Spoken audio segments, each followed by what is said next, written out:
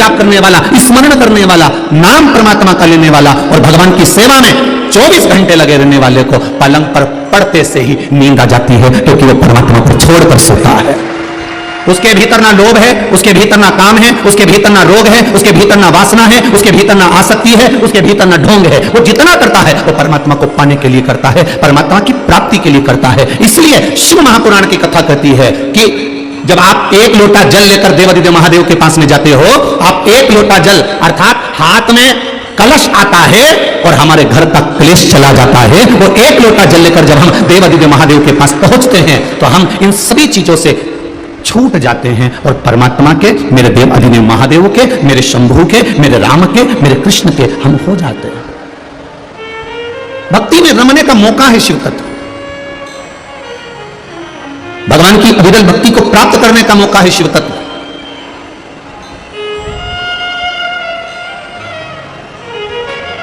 आप क्या कर रहे हो? आपने क्या भगवान को दिया, आपने क्या भगवान को समर्पित किया, उससे मतलब नहीं होना चाहिए। मतलब यह होना चाहिए कि मैंने जो परमात्मा को दिया उससे परमात्मा मुझ पर प्रसन्न हुआ कि नहीं। पहले के समय में लोग मंदिर जाते थे, मंदिर की बाल्टी में से, मंदिर के नल में से पानी भरते थे और देवादिदेव महादेव को चढ़ा देते थे। अब आपने देखा होगा लोग, भक्त अपने घर से जल लेकर जाता है, अपने घर से पानी लेकर जाता।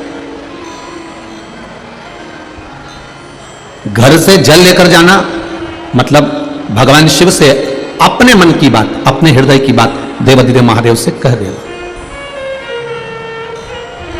आज छोटे छोटे गांव, बहुत छोटे छोटे गांव, जिन गांवों में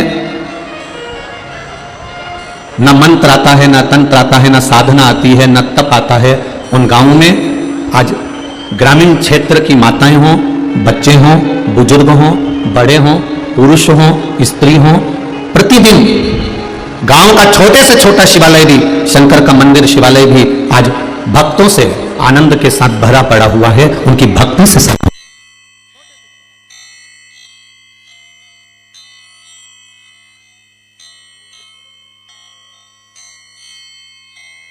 महाराज जी, अर्चना दीदी ने तो खैर इस क्षेत्र की पूर्व केंद्रीय मंत्री में कितना अंतर होता है।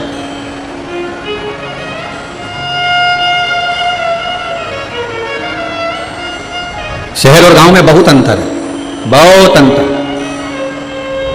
ज्यादा बड़े अंतर पर तो अपन मत जाओ, छोटा सा अंतर अपन जान लो।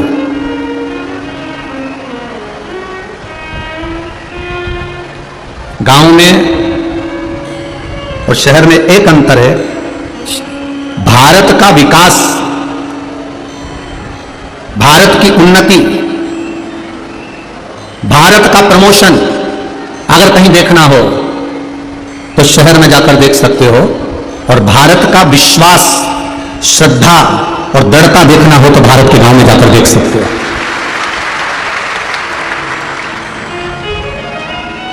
बहुत अंतर है, और उन बहुत अंतर में छोटा सा अंतर है।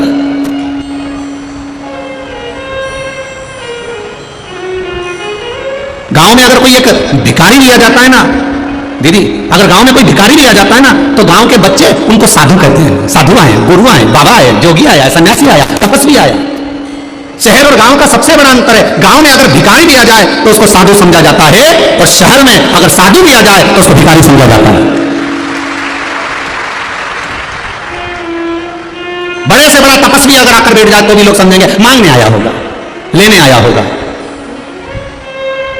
भारत की भूमि का संत, भारत की भूमि के साधु, भारत की भूमि के तपस्वी, भारत की भूमि के साधक, भारत की भूमि के उपासक और भारत की भूमि के जितने देवालय, शिवालय और मंदिर हैं, जितने संत, साधु और सन्यासी और तपस्वी और साधक हैं, ये लेना कम जानते हैं, देना ज्यादा जानते हैं, और ये कोरोना में दिखा दिया। जब भारत की भूमि पर कोरोना महामारी फैली तब भारत के संत, साधु, सन्यासी, तपस्वी, साधक, उपासक, मंदिर, देवालय, शिवालय जितने थे सबने अपने दरवाजे खोल दिए। ये कोरोना के समय पर दिखाया, ये कोरोना के टाइम सामने आया। बहुत कठिन है समझना, बहुत कठिन है। इस भारत की भूमि के संत साधुओं ने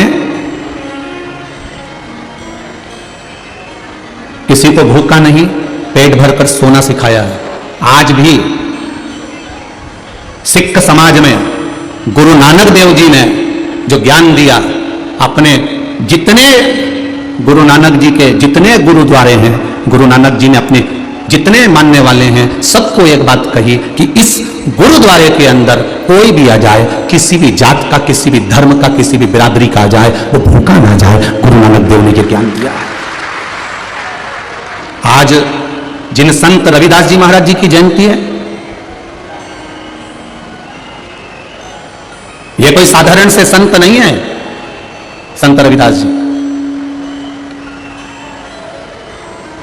कोई साधारण से संत नहीं। रविदास जी दुनिया के लोगों में एक बदलाव लाने का अगर सबसे पहला अगर कोई नियम बनाया, दुनिया में बदलाव लाने का अगर क्रम चालू करा, तो संत श्री रविदास जी महाराज ने प्रारंभ करा। ये कोई साधारण से संत नहीं। मीराबाई से लोगों ने कहा तो इतनी बड़ी राजघराने की रहने वाली है, तो इतने बड़े राजघराने की रहने वाली छत्राणी है, और तो गुरु किसको बनाई है? वो चमड़े का जूता सिलने वाले, वो चर्मकार रविदास जी को। मीराबाई ने कहा जात ना पूछो साधु की, पूछ लीजिए ज्ञान, और मोल करो तलवार का, पड़ी रहन दो। हम भटक रहे हैं। रविदास जी ने भगवत भजन कराए, स्मरण कराए, हम भटक रहे हैं। ये जितने बैठे हो ना, तुम जितने बैठे हो, आज कम से कम 5 लाख के ऊपर भक्त लोग यहां कथा सुनने के लिए आए। 5 लाख से ऊपर ही होंगे, नीचे नहीं होंगे। जितनी संख्या में आप लोग बैठे हुए और जितने लोग आस्था चैनल पर कथा सुन रहे हैं, जितने फेसबुक और यूट्यूब पर कथा सुन रहे हैं, एक बात का स्मरण कर देखना, आज संत रविदास जी की जयंती पर अपने मन पर हाथ रखकर देखना कि होटल में, एक होटल में हम सब 7 जात का आदमी एक जगह दिखता है, पर जब घर आते हैं तो वापस वही विचार पैदा कर लेते हैं कि हम इनसे नफरत करते हैं। होटल में जो कचौड़ी बनती है, होटल में जो भजिया बनता है, होटल में जो पकोड़ा बनता है, होटल में जो चाय बनती है, चाय को कहकर नहीं बनाया जाता कि ये ब्राह्मण के लिए बनेगी, कि ये छत्री के लिए बनेगी, कि ये वैश्य के लिए बनेगी, कि ये शूद्र के लिए बनेगी। ये कचौड़ी ब्राह्मण खाएगा कि वैश्य खाएगा, कि छत्री खाएगा, कि शूद्र खाएगा। दुनिया के लोगों ने लोगों को केवल भटकाने के लिए ये धर्म का विभाजन कर दिया। आज भी शिव पुराण, भागवत पुराण, रामायण जितने ग्रंथ हैं, ये चौकी पर रखे रहते हैं। 4 पाए की चौकी है, ये चौरंग चौकी पर रखे रहते हैं। ब्राह्मण, क्षत्रिय, वैश्य और शूद्र के ऊपर ये पुराण रखा हुआ है कि तुम 4 वर्ण के लोगों ने हमें संभाल रखा। 4 वर्ण के, और आज लोगों ने क्या करा है? केवल तोड़ा है, केवल तोड़ा।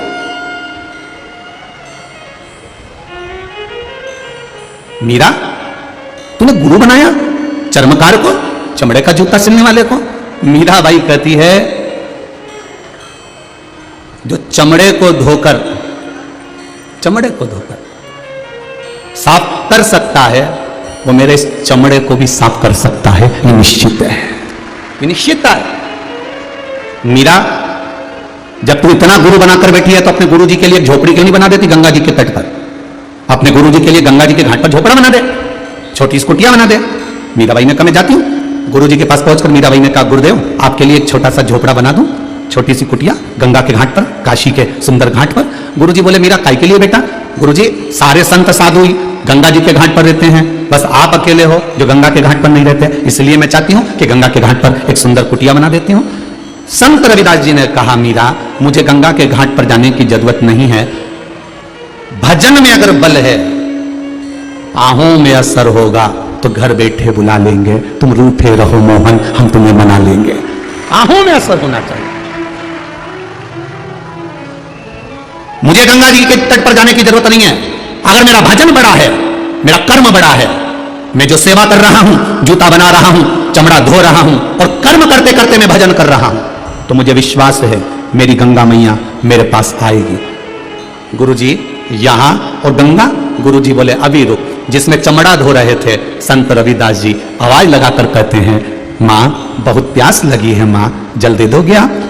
हीरे की चूड़ी जड़ा हुआ, सोने की चूड़ी जड़ा हुआ हाथ गंगा जी का उस चमड़े धोने वाले बर्तन में से बाहर निकल जाता है, सोने के कलश में जल भरा होता है। गंगा जी कहती हैं, ले रविदास पानी पी लो रविदास। गंगा जी कह ले रविदास ये जल पी लीजिए। रविदास जी ने सोने का कलश लेकर जल पिया, मीरा ने जल पिया, और जब जल पिया तब मीराबाई ने गुरु रविदास जी के चरणों को प्रणाम कर कर कहा कि गंगा के तट पर गुरु और संत को जाने की जरूरत नहीं पड़ती, जो संत और गुरु भजन में डूबा रहता है गंगा उसे ढूंढती ढूंढती वहां आ जाती है। उसको जाना नहीं है, वहां तक पहुंच। कहां ढूंढ रहे हैं हम, कहां भटक रहे हैं हम, कहां हमारी चित्त, कहां हमारी वृत्ति, कहां हमारा मन किस ओर जा रहा है, किस ओर पहुंच रहा है।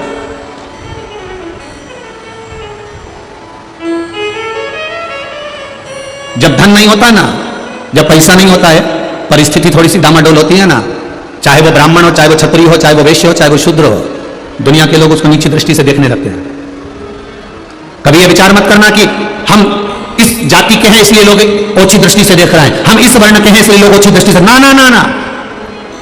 जिस ब्राह्मण के पास में भी धन की कमी होती है दूसरे लोग उसको गलत दृष्टि से देखने लगते हैं। जिस वैश्य के पास में भी धन की कमी होती है उसको लोग गलत दृष्टि से देखने लगते हैं। जिस क्षत्रिय के पास में भी धन की कमी होती है लोग उसको गलत दृष्टि से देखने लगते हैं। जिस शूद्र के पास में धन की कमी होती है उसको लोग गलत दृष्टि से देखने लगते हैं।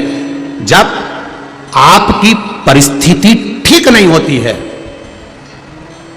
उस समय कोई आप पर दृष्टि नहीं देता, कोई दृष्टि नहीं देगा। जब आपकी परिस्थिति ठीक नहीं होगी उस समय आपके पास में कोई आना पसंद नहीं करेगा।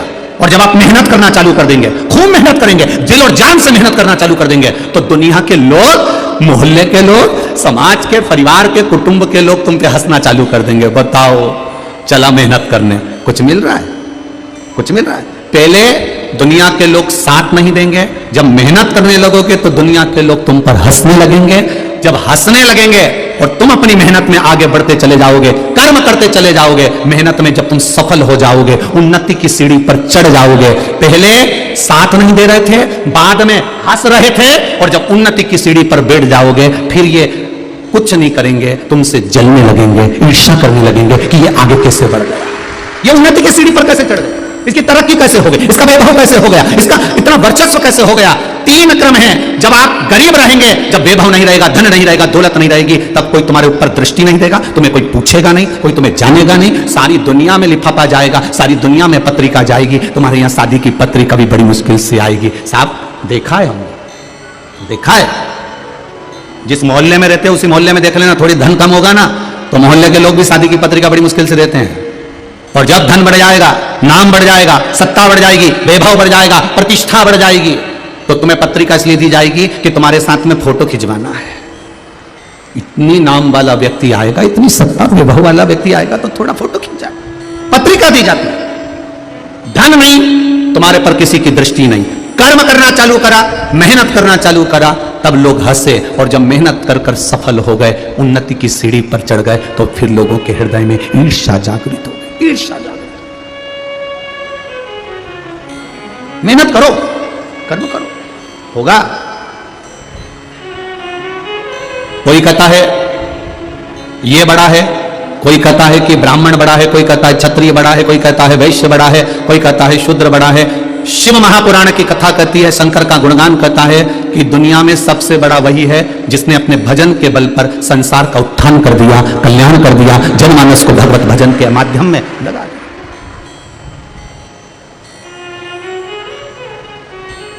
राजा जनक की सभा में, राजा जनक की सभा में बैठे थे बहुत बड़े बड़े राजा, राजा जनक की सभा में बैठे बहुत बड़े बड़े राजा, और राजा जनक की सभा में इतने बड़े बड़े विद्वान बैठे हुए थे, बहुत विद्वान लोग बैठे हुए थे, और विद्वानों में भी विद्वान सारे राजा जनक की सभा में। जैसे अष्टावक्र जी आए, अष्टावक्र जी के आते से ही सब ठहाका लगाकर हंसने लगे, सब ठहाका लगाकर हंस रहे। अष्टावक्र जी ने देखा कि मेरे आने पर सब हंस रहे हैं, क्योंकि 8 जगह से मैं टेढ़ा हूं, मैं 8 जगह से टेढ़ा हूं, ये सब हंस रहे हैं, देखा हूं। अष्टावक्र जी ने कहा राजा जनक जी से, जनक जी आपकी जितनी सभा में लोग बैठे हैं ना, ये हृदय को देखने वाले नहीं, ये चामड़े के शरीर को देखने वाले हैं। जिस दिन किसी के हृदय को पढ़ना अगर ये सीख गए, उस दिन इनकी जिंदगी अपने आप संवर जाएगी। हृदय को पढ़ना सीखना। मेडिकल वाला डॉक्टर की लिखी हुई दवा पढ़ लेता है। बोलो रे बुरहानपुर वालों, अरे बोलो तो सही ना, हो ना, ठीक है। मेडिकल वाला पर्चे में लिखी हुई दवा पढ़ लेता है और मेरा महादेव तुम्हारे चेहरे को पढ़ लेता है। क्या चाहिए, क्या चाहिए? एक बार पार्वती जी ने शिव जी से पूछा था कि तुम नेत्र बंद करके बैठे रहते हो, इतने सारे लोग तुम्हारे यहाँ पे जल चढ़ा के जाते हैं, तुम्हारी पूजन करके जाते हैं, कभी कभी किसी किसी को देख तो लिया करो। शंकर भगवान बोले मुझे देखने की जरूरत नहीं, मेरे 3 नेत्र हैं, 3 नेत्र हैं। तो पार्वती जी बोली तीनों तो बंद रहते हैं, एक नेत्र खोल के बैठ जाओ। शंकर भगवान बोले मुझे नेत्र खोलने की जरूरत नहीं है, मेरे 3 नेत्र हैं। तो पार्वती जी ने पूछा तुम्हारे 3 नेत्र हैं और तीनों नेत्र तो बंद रहते हैं, फिर आप किस नेत्र से भक्त के हृदय की बात को पढ़ते हो? जरा सुन लेना रे बुरहानपुर वालों, जरा अच्छे से सुनना अश्वत्थामा शिव महापुराण की कथा। आपके तीनों नेत्र बंद रहते हैं, तीनों नेत्र बंद रहते हैं, आप कह रहे हो मेरे 3 नेत्र हैं, आप 3 नेत्र से तीनों नेत्र तुम्हारे बंद रहते हैं, तो फिर ये संसार के लोगों को तकलीफ आती है, कष्ट आता है, बेचारा जल चढ़ाने आता है, पूजन करता है, अभिषेक करता है, अनुष्ठान करता है, पूजन करता है, तो इनके मन की दशा को आप कैसे देखेंगे? शंकर भगवान कहते हैं मेरे 3 नेत्र केवल मेरे चेहरे पर नहीं है, मेरे 3 नेत्र एक बेलपत्री में भी समाये हैं, मेरे 3 नेत्र एक त्रिशूल में भी समाये हैं, मेरे 3 नेत्र जलाधारी में भी समाये हैं, मेरे 3 नेत्र एक शिवालय में समाये हैं, मेरे 3 नेत्र जब मंदिर के अंदर प्रवेश करता है, दहली चढ़ता है, उस समय पर मेरा दूत मणिभद्र उन 3 नेत्रों से देख लेता है। मैं अकेला अगर नेत्र बंद कर बैठ भी जाता हूं, तो जब वो बेलपत्री का स्पर्श करता है, स्पर्श कर जब मुझे समर्पित करता है, उतनी देर में तो मैं समझ जाता हूं कि ये क्यों आया है, किस लिए आया है, क्या चाहता है। उस स्पर्श से समझा जाता है, स्पर्श से। आज भी हमारे रिसर्च वालों ने रिसर्च किया है, मात्र स्पर्श से समझा जा सकता है कि व्यक्ति का व्यवहार कैसा है। स्पर्श से एक व्यक्ति, एक पुरुष एक कन्या को या स्त्री को या नारी को या किसी एक व्यक्ति को अगर स्पर्श करता है तो उससे मालूम पड़ जाता है कि इसकी लालसा क्या है। स्पर्श मात्र से पहचान हो जाती है कि यह चाहता क्या है। बस उसी तरह शिव कहते हैं बेलपत्री का मात्र स्पर्श, जब बेलपत्री चढ़ाने वाला डंडी को पकड़कर चढ़ाता है, मैं समझ जाता हूं कि यह कहीं ना कहीं चिंताग्रस्त है। जब बेलपत्री चढ़ाने वाला मध्य भाग को पकड़कर चढ़ाता है, मैं समझ जाता हूं कि इसकी ग्रह दशा के अंतर्गत घर में इसको चिंता बहुत है। जब बेलपत्री 2 पत्तियों का स्पर्श कर चढ़ाता है, मैं समझ जाता हूं संतान के रोग और बीमारी का तकलीफ है। जब बेलपत्री बीच की पत्ती को पकड़कर वो मुझे समर्पित करता है, मैं समझ जाता हूं इसको वैभव और धन की कमी है। जब बेलपत्री थोड़ी सी भी गीली होती है, जब वो चढ़ाता है, मैं समझ जाता हूं कि इसके तन में कोई रोग समाया हुआ है। बेलपत्री में कोई बूट पीछे रह जाता है और ये समर्पित करता है, मैं समझ जाता हूं अदालत का कोई केस चल रहा होता है। बेलपत्री का मात्र एक स्पर्श तक बता देता है कि बेलपत्री चढ़ाने वाला किस भाव से बेलपत्री चढ़ा रहा है और चढ़ाकर महादेव ने उसको कैसे स्वीकार करा। यह तक हमारा स्कंद पुराण, लिंग पुराण और शिव पुराण बता देता है कि बेलपत्री चढ़ाने का तरीका क्या है। दुनिया के लोगों बेलपत्री का स्पर्श मात्र बता रहा है, स्पर्श मात्र।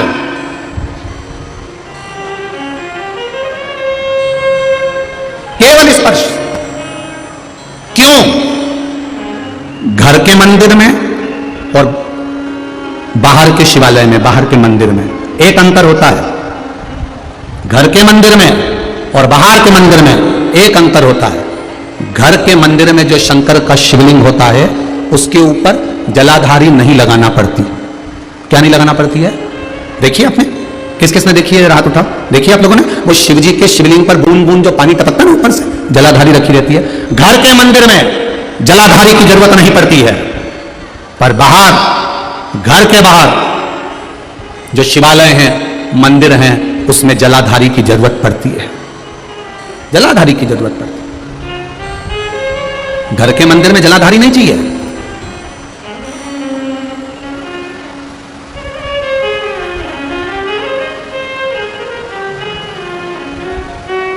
कल किसी ने एक पत्र भेजा था, वो पत्र यहां पर होगा, नीचे रखा होगा। उसने पत्र में लिखा था, मान लो हमारे घर में एक ठाकुर जी हैं, और एक ठाकुर जी और हमारे यहां आ गए, तो हम एक ठाकुर जी का क्या करें? मान लो हमारे घर में एक शंकर जी है, एक शिवलिंग है और दूसरा शिवलिंग आ जाए तो हम क्या करें? मना किसने करा है? शिवलिंग ठाकुर जी दो भी हो गए तो कोई बात नहीं, शंकर जी दो हो गए, तीन हो गए, कोई बात नहीं, कोई बात नहीं। शिव शिव सब एक है, ठाकुर ठाकुर सब एक है। राम जी की 10 मूर्ति भी हो जाए तो राम राम एक है। भागवत के पुराण तुम्हारे घर में 4 भी हो जाए तो भागवत पुराण एक है। रामायण तुम्हारे घर में 10 हो जाए पर रामायण एक है, एक है। क्या घर में 2 ठाकुर जी रख सकते हैं? क्या घर में 2 शिवलिंग रख सकते हैं? रखो। मना किसने करा कि मत रखो? कौन मना कर रहा? करो भजन भगवान का, भगवान की अविरल भक्ति में डूबो, पर ढोंग और प्रपंच से दूर। ढोंग प्रपंच के चक्कर में बिल्कुल मत पड़ना। ढोंग की जिंदगी जीने से अच्छा है कि ढंग की जिंदगी जी लो और राम नाम कृष्ण नाम शिव नाम ले लो, बहुत अच्छा। ढोंग प्रपंच से दूर। कई लोग मिलेंगे आपको आपकी जिंदगी में महाराज जी, बहुत मिलेंगे।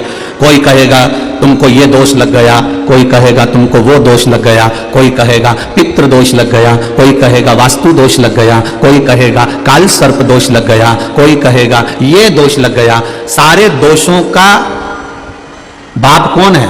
पहले जो तुमको उपाय बताए या तुमसे कहे कि तुम्हारे ऊपर ये दोष लग गया, पहले उससे पूछना पितरों का बाप कौन, वास्तु का बाप कौन, काल सर्प दोष का बाप कौन। जो तुमको अकल दे, जो तुमसे कहे कि तेरे यहां पितृ दोष लगा है, तेरे यहां पर वास्तु दोष लगा है, तेरे यहां पर काल सर्प दोष लगा है, इनसे पूछो कि इनका बाप कौन है। हम बेटे को नहीं पकड़ेंगे, हम बाप को पकड़ेंगे। आज दुनिया के लोग भटक रहे हैं, भ्रमित हो रहे हैं, भ्रमित। इसको ये दोष लग गया, उसको वो दोष लग गया। क्यों तुमसे कहते हैं कि घर में से 1 लोटा ले जाकर जल का पानी शिव जी को चढ़ाओ? क्यों कहते हैं? घर में से ले जाने का क्यों कहते हैं? उसका कारण है, पहले के जमाने में, पूर्व के समय में, बहुत पुराने समय में, आप भी जानते हो, तुम्हारे घर के भी बुजुर्गों को देखना, सबके पास जमीन भी होती थी, बैलगाड़ी भी होती थी, मकान भी होता था।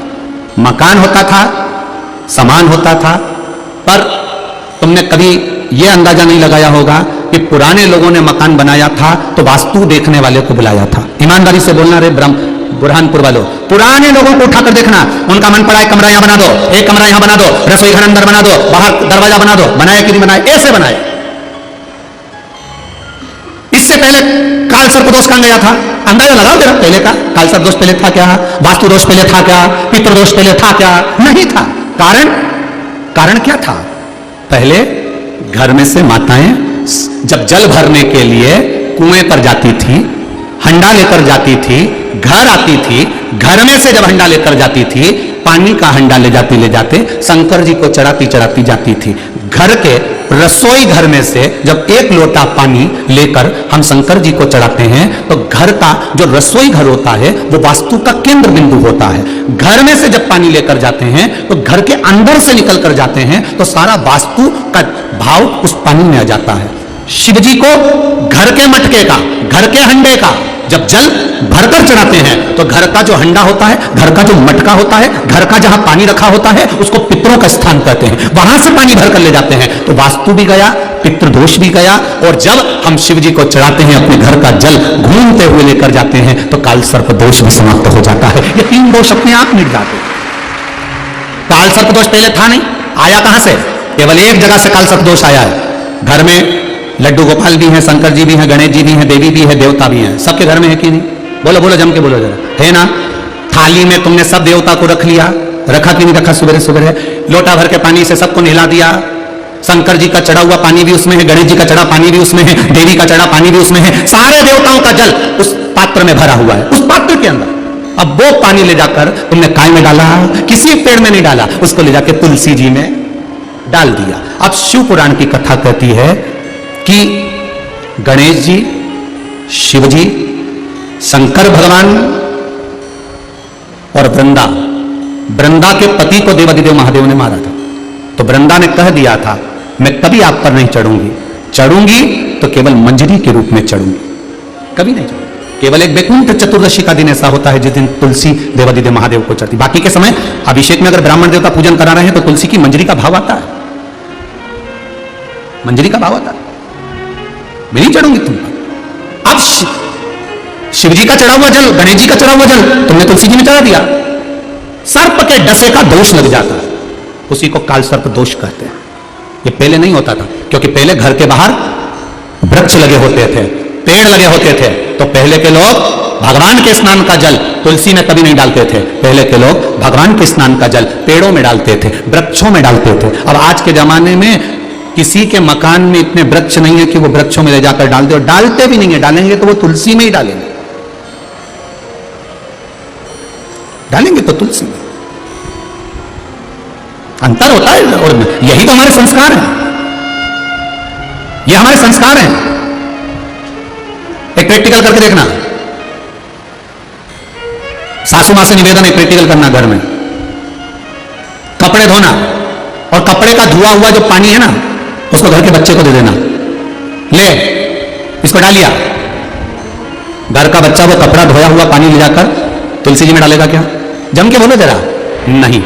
घर का बच्चे से ये मत कहना कि इस पानी को कहां डालना, बस इतना कह दो कपड़े धोया हुआ पानी बच्चे को पकड़ाना और कह देना कि इसको डालिया। और भगवान के स्नान का वो पात्र तर्पणा वो बच्चे के हाथ में पकड़ा देना। जब वो कपड़े की धोई हुई बाल्टी लेके जाता है तो यूं यूं हिलाता हुआ जाता है, और तर्पणा का पानी लेकर जाता है। धीरे धीरे धीरे धीरे लेकर जाएगा, बिल्कुल रास्ती रास्ती लेकर जाएगा, और वो धीरे से ले जाकर काय में डालेगा? तुलसी जी में डालेगा। ये हमारा सनातन धर्म का संस्कार है, ये हमारे सनातन धर्म का संस्कार है। बर्तन का पानी, कपड़े का पानी किसी के हाथ में पकड़ा दो, वो कभी तुलसी में नहीं डालेगा। छोटे से छोटा बच्चा भी उस पानी को ले जाकर कहीं फेंक देगा, पर तुलसी में नहीं डालेगा। और हमारे यहाँ का बच्चा अगर भगवान के स्नान का जल होगा तो एक बूंद नहीं गिरने देगा। दादी ने कहा धीरे धीरे लेकर जाएगा, आराम से लेकर जाएगा, गिरने नहीं दूंगा। और उससे बन भी नहीं रही तो भी चढ़ चुड़ा के तुलसी में तो डाल देगा। ये मेरे भारत की भूमि का संस्कार करता है, ये सभ्यता है सनातन धर्म, ये संस्कार है सनातन धर्म। करा भजन,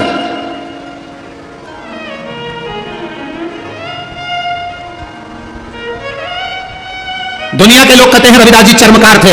शिव महापुराण की कथा कहती है भजन करने वाला, कीर्तन करने वाला, मंत्र जाप करने वाला, भगवान की भक्ति में डूबने वाला कौन समाज का होता है किसी को नहीं मालूम, क्योंकि वो भगवान का होता है। जो भगवान का होता है उसका जात नहीं पूछी जाती कि कौन जात का है, वो तो भगवत भजन करने वाला है। मैं भारत की भूमि के जितने चर्मकार हैं, भारत की भूमि के जितने चर्मकार हैं, जितनी चर्मकार समाज के लोग हैं, उनको आज साधुवाद देता हूं। आपको गौरव होना चाहिए। आपके गुरु गंगा के घाट पर नहीं गए, गंगा ने गुरु को अपने पास बुला लिया। ये गौरव है आपका, ये गौरव है आपका। आपको प्रसन्नता होना चाहिए। दुख आएगा सुख आएगा, जीवन में दुख सुख तो ये चलता है। मनुष्य की देह, मानव का शरीर है, चलना है, ये तो मिलना है। थोड़ा बहुत कष्ट आया गया, आया और गया, मिलेगा दुख सुख। किसको नहीं मिला? अश्वत्थामा के पिता गुरु द्रोणाचार्य को दुख मिला। एक गाय नहीं थी घर में, बेटे ने 4 वर्ष की आयु में तप कर शंकर भगवान को प्रकट करा, दुधेश्वर महादेव प्रकट हो गए, जिनका नाम टपकेश्वर महादेव भी पड़ा। शिवजी ने पूछा अश्वत्थामा से, तू 4 साल का है, दुनिया के लोग तप करते हैं तो हीरा सोना चांदी अंबर पीतांबर दौलत वैभव सत्ता मांगते, तू क्या मांग रहा है? केवल गाय का दूध आज तक नहीं पिया, वो गाय माता का दूध मुझे पीना है। शिवजी कह रहे हैं गाय का दूध मांग रहा है, केवल गाय का दूध? हाँ, केवल गाय का दूध। गाय का दूध तो तुझे कोई नहीं दे देता रे अश्वत्थामा। अश्वत्थामा कहते नहीं नहीं महादेव, मुझे तो केवल गाय का दूध ही चाहिए, और कुछ भी मांग ले। नहीं नहीं नहीं नहीं, मुझे और कुछ नहीं चाहिए, केवल गाय का दूध, उसके सिवाय कुछ नहीं, केवल गाय का दूध, केवल गाय का दूध। हाँ, शिवजी ने कहा ठीक है अश्वत्थामा ले। भगवान देवादिदेव महादेव ने शिवलिंग जो अश्वत्थामा ने रखा था, उस शिवलिंग में से दूध की धार बाहर निकाल दी। शिवजी का नाम दूधेश्वर महादेव पड़ गया। अश्वत्थामा उसका आचमन कर रहा, अश्वत्थामा आचमन कर रहा, आचमन। और अश्वत्थामा जब आचमन कर रहे हैं, वो गाय के दूध का आचमन अश्वत्थामा कर रहे हैं, गाय के दूध का आचमन। और आचमन कर कर अश्वत्थामा जब कुछ देर हाथ को खासा कर कर धोकर अश्वत्थामा ने जब शिवलिंग का स्पर्श किया, मेरी माताओं से, मेरी जीजियों से, बरहानपुर की सभी माओं से, बेटियों से, मेरी बहनों से, मेरी जीजियों से और जितने भाई लोग बैठे हैं मेरे जीजाओं से निवेदन है, शिव मंदिर में जाना, अगर मान लो जल चढ़ाने का नहीं हो तो या तो शंकर मंदिर की चौखट या नंदी का पीछे वाला चरण, नंदी का जो एक पांव पीछे होता है वो चरण, या शिवलिंग का स्पर्श वो भी ना हो पाए, वो भी अगर ना हो पाए तो शिवलिंग की चौखट का स्पर्श, वो भी ना हो पाए तो नंदी का स्पर्श, वो भी ना हो पाए तो जिस भूमि से, जिस रास्ते से मंदिर के अंदर प्रवेश करते हो उस भूमि का भी अगर स्पर्श हो जाता है तो शिव तत्व प्राप्त हो जाता है। शिव तत्व मिल गया महाराज, शिव की प्राप्ति हो जाती है, फिर वो रुकता नहीं महाराज।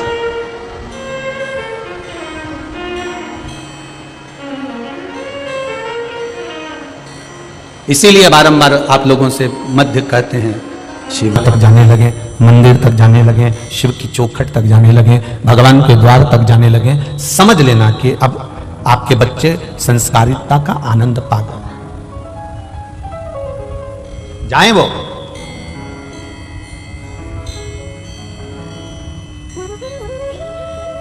देवव्रत, कश्मीर प्रदेश में रहने वाला एक ब्राह्मण है देवव्रत, जो भगवान का भजन करता है, स्मरण करता है, अपनी बेटी को रोज ज्ञान देता है, प्रतिदिन अपनी बेटी को समझाता है।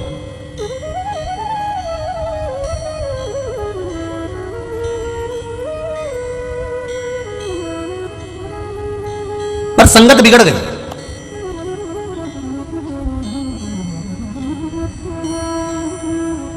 अपनी बेटी से रोज कहता है कि शिवालय जाकर एक लोटा जल चढ़ा दिया कर।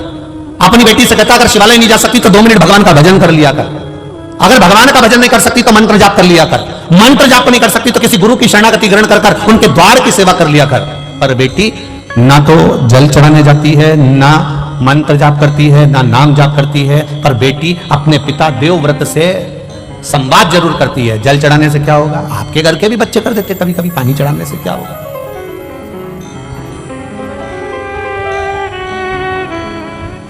जल चढ़ाने से कौन सा फायदा? एक बात बहुत ध्यान लगाना, बारिश का पानी, आकाश से जल, बरसात का जल जब जमीन पर गिरता है तो वो नाली में जाएगा, खड्डे में जाएगा, खड्डे में से नाली में जाएगा, नाली से गटर में जाएगा, गटर से नाले में जाएगा, नाले से नदी में जाएगा, नदी से तालाब सरोवर होता हुआ आखिरी में समुद्र के पास पहुंच जाता है। बारिश का जल गिरा तो वो समुद्र तक पहुंच जाता है। आपके नजदीक के मंदिर में जो शिवालय है, उस शिवालय पर अगर 1 लोटा जल गिरा तो वो महादेव तक पहुंच जाता है, वो महादेव तक पहुंच जाएगा। आपने जो जल समर्पित करा, आपने जो जल चढ़ाया, आज बसंत पंचमी है,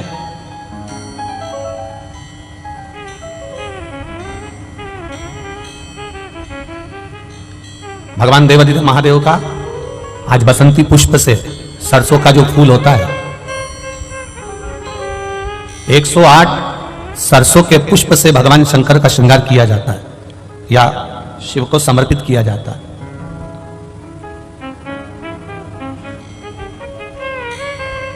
अगर डॉक्टर बोल भी देता है कि ऐसा लग रहा है कि कोई बड़ी बीमारी आने वाली है, शरीर में कोई ऐसा रोग आने वाला है कि ये बहुत बड़ा रहेगा, हम उनको हमेशा कहते आए हैं कि प्रयास करना कि बसंत पंचमी के दिन सरसों के फूल 108 शंकर भगवान को चढ़ जाएं, उसके बाद जांच करवाना प्रारंभ करो, बड़ी बीमारी नहीं आएगी, बाबा उसको पानी नहीं देगा। उसका नाम महामृत्युंजय है, उसका नाम ही महामृत्युंजय। और हमने पहले भी बैतूल की कथा में कहा था कि सरसों का जो पुष्प होता है, कोई आप कार्य करने के लिए जा रहे हो, कोई ठेकेदारी करने के लिए जा रहे हो, उसमें भी सरसों का पुष्प देवाधिदेव महादेव के लिए बहुत प्रबल होता है, बहुत प्रबल।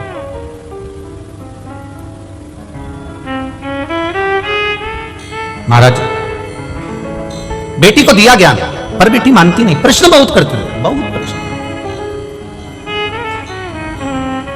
पहले का एक समय था जिस समय पर माता पिता जो कह देते थे बच्चे वो मानते थे। बीच का एक समय ऐसा आया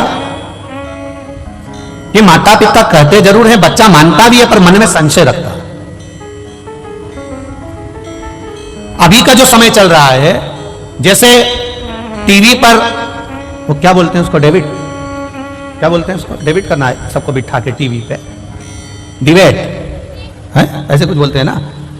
आज का समय केवल टीवी पर डिबेट करने का नहीं है, घर में भी रोज का डिबेट चल रहा है, प्रतिदिन का। पिताजी कहते हैं मंदिर जा, बेटा कहता है क्यों जाऊं, बस यही क्रम चालू हो जाता है। बहू कहती है सास को, सास कहती है बहू को, दोनों एक दूसरे की बात नहीं मान रहे, वो इधर पांव खींच रहा है, वो इधर पांव खींच रहा है, अंत उसका सार तत्व तक नहीं पहुंचा। मंजिल मिला क्या?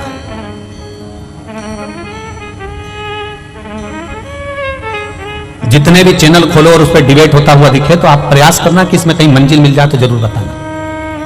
मंजिल नहीं मिलती, किसी लक्ष्य तक नहीं पहुंच पाता, बीच में ही उसको छोड़ना पड़ता है और वो संशय में घूमता रहता है। आज भी घरों में यही हो रहा है। माता पिता बच्चों से कहें कि तू जल चढ़ाने जा, माता पिता बच्चों से कहें कि तुम प्रणाम करो, माता पिता बच्चों से कहें कि तुम भजन करो, माता पिता बच्चों से कहें कि तुम कीर्तन करो। पर यह व्यासपीठ, ये शिव महापुराण की कथा हमेशा कहते आई है कि कल परसों की कथा में भी कहा था, एक मां ने अपने बच्चे का हाथ पकड़कर संत से कहा, गुरुजी मेरे बच्चे से कह दो कि ये शक्कर ना खाए, मीठा ना खाए। गुरुजी ने 1 हफ्ते का समय मांगा और 1 हफ्ते बाद गुरुजी ने कहा कि बेटा तुम शक्कर मत खाना। तो मां को क्रोध आ गया, ये बात तो तुम 1 हफ्ते पहले भी कह सकते थे। तो गुरुजी ने कहा कह तो सकता था पर उस समय तक मैंने शक्कर छोड़ी नहीं थी, जब तक मैं छोड़ूंगा नहीं तब तक दूसरे से कहूंगा कैसे, इसलिए पहले मैंने छोड़ी है। आप सबसे निवेदन है, अपने बच्चे को ज्ञान देने से पहले स्वयं पहले मंदिर जाना प्रारंभ करो, शिव को जल चढ़ाना प्रारंभ करो, श्री शिवाय नमस्तुभ्यम कहना प्रारंभ करो, एक बिलपत्र बाबा को समर्पित करना प्रारंभ करो। फिर धीरे धीरे बच्चे अपने आप ढलते चले जाएंगे, उनको बोलने की जरूरत नहीं पड़ेगी, स्वयं ढले। देवव्रत, कश्मीर प्रदेश में देवव्रत नाम का ब्राह्मण, और ब्राह्मण अपनी बेटी को हमेशा कहता है अपनी संगति सही रखना, विचार सही रखना, सोच सही रखना, गलत लोगों में मत पड़ जाना, गलत लोगों के बीच में मत जाना। बार बार अपनी बेटी को समझाता था, पर बेटी का विवाह कर दिया गया। बेटी का विवाह करने के बाद भी बेटी की चित्त बुद्धि सही नहीं हो पाई। वो विवाह होने के बाद भी पर पुरुषों पर उसकी दृष्टि पड़ी रही, पर पुरुष पर उसकी दृष्टि पड़ी रही।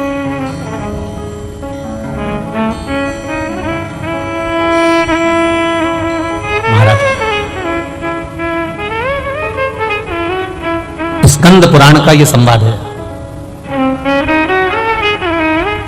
स्कंद पुराण का संवाद। दृष्टि गलत पड़ी रही, शादी होने के बाद भी पर पुरुष पर उसकी दृष्टि जाती थी। जो नारी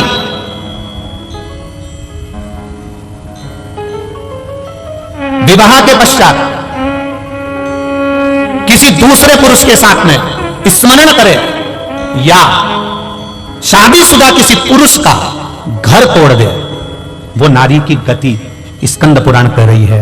ये स्त्री, ये नारी, ये कन्या जिसका विवाह कर दिया गया और सोच नहीं सुधर पाई, वो नारी प्राण त्यागने के बाद में एक कुतिया का जन्म पाई। अब कुतिया तो बन गई, पर कुतिया का जन्म कैसा मिला? एक पांव उसका विकलांग था, कान टूटे हुए थे, आंखों से एक आंख फूटी हुई थी और शरीर पूरा खुजली के कारण उसके पूरे शरीर के, उस जो श्वान की योनि मिली है, कुत्ता की योनि मिली है, उसके शरीर के पूरे बाल, पूरी खाल जगह जगह से निकली हुई थी। सारी दुनिया उस कुत्ते को देख रही है, उस श्वान को देख रही है, उस कुतिया को देख रही है, सारी दुनिया उसको देखकर कहती बेचारा कैसा है। बताओ, आपके भी मोहल्ले में कोई कोई कुत्ता ऐसा होता होगा तो आपको दया आती कि नहीं आती? अरे मुंह से तो बोलो, आती है ना दया? कैसा भयंकर है, बेचारे को कितना कष्ट है, बेचारे को कितना दुख है। बताओ, उसको ये रोग हो गया, उसका एक पांव टूट गया, उसके बताओ दिख भी नहीं रहा, उसको तो बेकार में पड़ा हुआ बेचारा। अब वो कुतिया की योनि पा गई और कुतिया की योनि पाने के बाद शरीर में उसके रोग हो गया। एक दिन देवव्रत के मन में यह बात उत्पन्न हो गई कि मेरी बेटी का हुआ क्या, मेरी बेटी जो मर चुकी है वो गई कहां। एक दिन देवव्रत भगवान देवाधिदेव महादेव के मंदिर में बैठ गया, अखंड जाप करने के लिए बैठ गया, उठता ही नहीं है, उठता ही नहीं,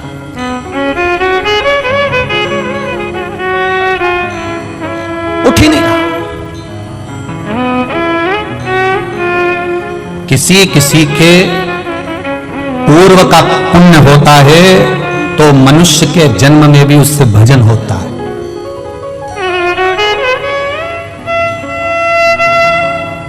किसी का पूर्व का पुण्य हो तो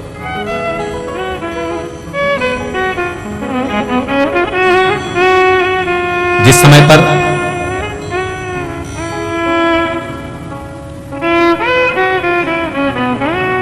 महाभारत में पांडवों में युधिष्ठिर, नकुल, सहदेव, भीम, अर्जुन ये सब थे, और जिस समय पर अर्जुन मर गया,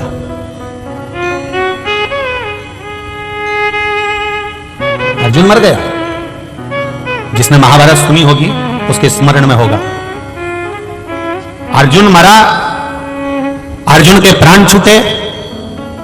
इस समय जब युधिष्ठिर ने अश्वमेध यज्ञ करा, और अश्वमेध यज्ञ करने के बाद में अश्व छोड़ा गया, अश्व छोड़ा गया, वो अश्व घूमते घूमते घूमते घूमते जा रहा था। अर्जुन उस अश्व के पीछे भेजे गए, और अश्व के पीछे अर्जुन को भेजा गया कि ये अश्व जहां जा रहा है इस अश्व को तुम्हें देखना है, इस अश्व को छुड़ाना है। अर्जुन जहां जाते वहां दिग्विजय कर कर आते, वहां से विजय प्राप्त कर कर आते। वो अश्व जाते जाते जाते जाते जाते जाते आगे एक नगर में प्रवेश कर गया, और मणिपुर नगर में जब वो प्रवेश करा, अर्जुन को मालूम था ये वो नगर है जहां पर मेरी धर्म पत्नी, देखिए अर्जुन की एक पत्नी है द्रौपदी, एक धर्म पत्नी है उनकी सुभद्रा, एक नागों की कन्या उलूपी, और एक चित्रंगदा। अर्जुन को यह स्मरण में था कि यहां पर मेरा बेटा चित्रंगदा मेरी पत्नी रहती है, और उसका बेटा भी यही रहता है बुर्ब्रभान। पर अर्जुन उस अश्व को लेकर अंदर प्रवेश कर गया, और जब अर्जुन अंदर प्रवेश करा तो अर्जुन के बेटे को मालूम पड़ा कि मेरे पिताजी आए हैं, और मेरे पिता आए हैं, तो सम्मान करने के लिए अर्जुन के पिता का सम्मान, अर्जुन का सम्मान करने के लिए बेटा उनके लिए सामान लेकर गया। तो अर्जुन को क्रोध आ गया, अर्जुन को क्रोध आया कि मैं अश्व लेकर आया हूं, एक वीर योद्धा बनकर आया हूं, और तू मुझसे संबंध निभा रहा है। तुझे तो अश्व पकड़ना था और युद्ध लड़ना था, पर तू मेरा सम्मान करने के लिए आया है।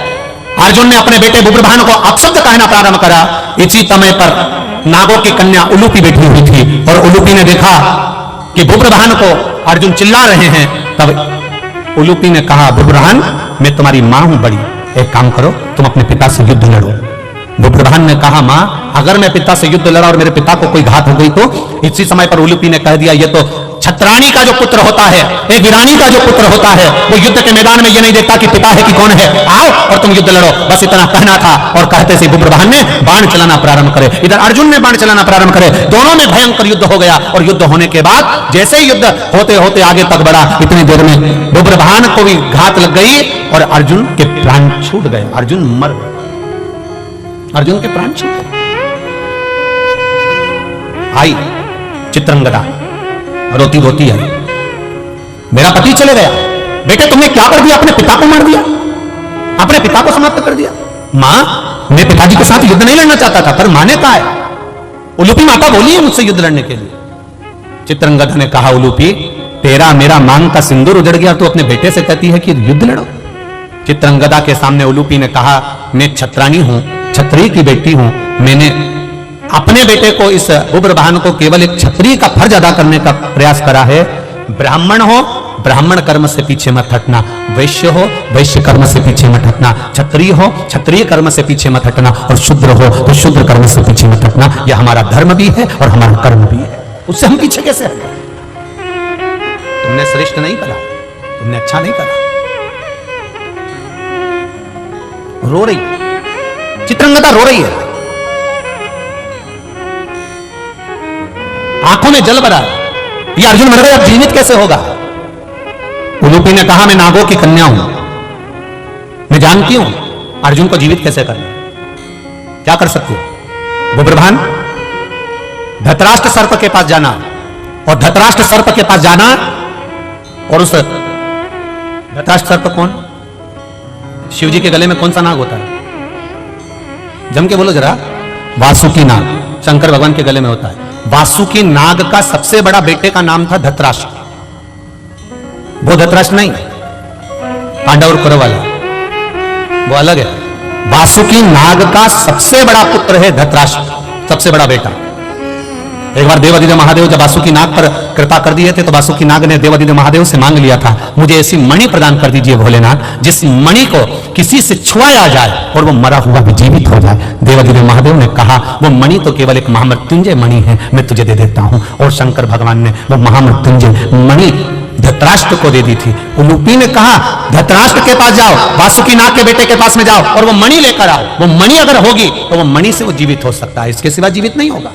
वो ब्रह्मांड धृतराष्ट्र सर्प के पास गया, नाग के पास गया, मेरे पिता को जीवित करना है। धृतराष्ट्र ने कहा तेरे पिता को जीवित करने की सामर्थ्यता मुझ में नहीं है, मैं मणि दे भी दूंगा पर तेरा पिता जीवित नहीं हो सकता। कब तक? जब तक देवादिदेव महादेव इशारा ना कर दें तब तक इसका काल नहीं कर सकता, क्योंकि इसका नाम महाकाल है। जाओ उसके पास, पहुंचो उसके पास।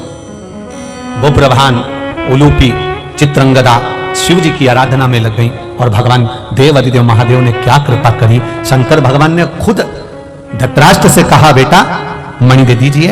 वो मणि बुब्रभान लेकर गए और ले जाकर अपने पिता को जब स्पर्श कराया अर्जुन बाबू जीवित होकर बैठ गया। अकाल मृत्यु वो मरे जो काम करे चंडाल का, काल उसका क्या बिगाड़े जो भक्त हो मां काल। जो शिव का उपासक होता, शंकर का गुणगान करने वाला, शिव भक्ति में रमने वाला, शंकर पर अटूट विश्वास करने वाला भटकता नहीं। देवव्रत शिव की आराधना में डूब गए, हिलते नहीं, जाते नहीं, आते नहीं, एक ही जगह पर स्थिर होकर बैठ गए। स्थिर जाइए।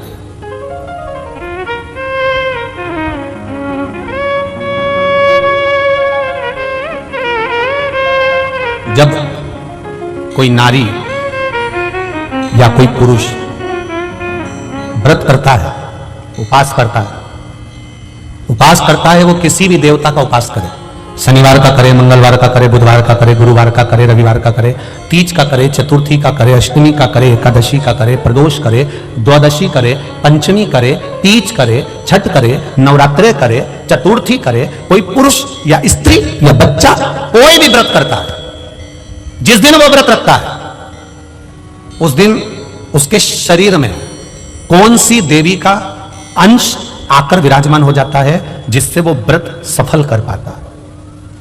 बोलो रे भाई,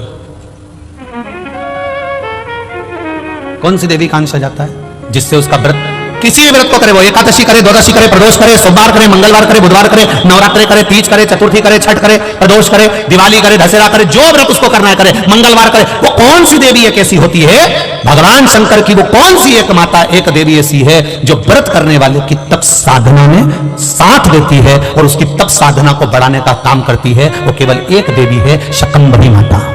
कौन सी माता है? माता शाकंभरी, केवल एक है जो व्रत साधना तप आराधना करने वाले के साथ हमेशा साथ देने के लिए उसके हृदय में विराजमान होती है, उसके चित्त वृत्ति में बैठी रहती है। भजन का बल पर शाकंभरी तप साधन।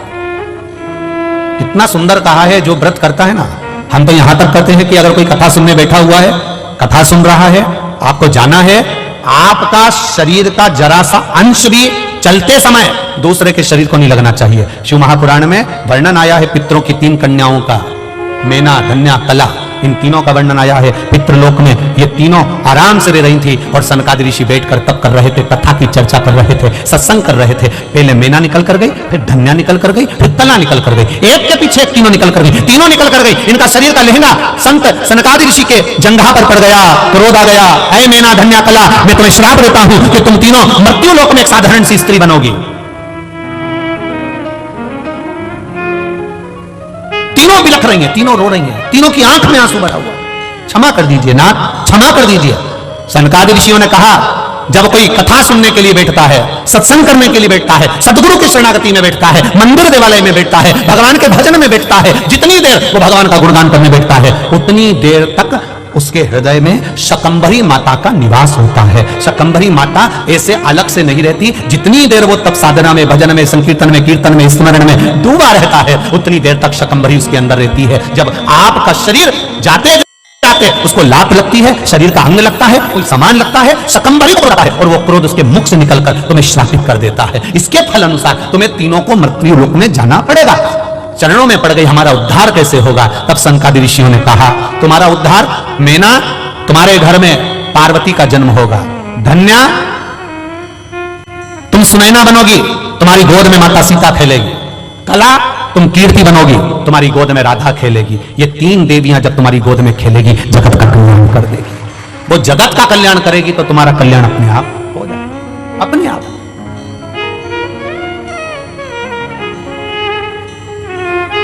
हम यहां तक कहेंगे, उसका भी स्मरण रहे। अगर कोई अपने घर से 1 लोटा जल लेकर जा रहा है, शिव जी के मंदिर तक जा रहा है, शिवालय तक जा रहा है, तो यहां तक भी निवेदन करेंगे कि हंसो, दुनिया का काम है हंसना। अभी आदरणीय महाराज जी कह रहे थे कि जब कोई सनातन धर्म के लिए आगे बढ़ता है, कोई अच्छे काम के लिए आगे बढ़ता है, तो दुनिया ताने भी देती है, अपशब्द भी कहती है, टांग भी खींचती है। लोग अपशब्द पर अपशब्द कहते हैं। जब आप 1 लोटा जल लेकर देवालय शिवालय की ओर जाएंगे, तो आप जिस रास्ते से निकल कर जाएंगे, दुनिया के लोग आप पर भी हंसेंगे। लो, एक और आ गई सियोर वाला महाराज की चेली, लोग हंसेंगे। ये चल दी सावित्री बनकर, अनसुईया बनकर। दुनिया के लोग कहेंगे, अपशब्द कहेंगे, आड़ा टेढ़ा कहेंगे, बोलेंगे, पर आग लगे बस्ती में अपन रहो मस्ती।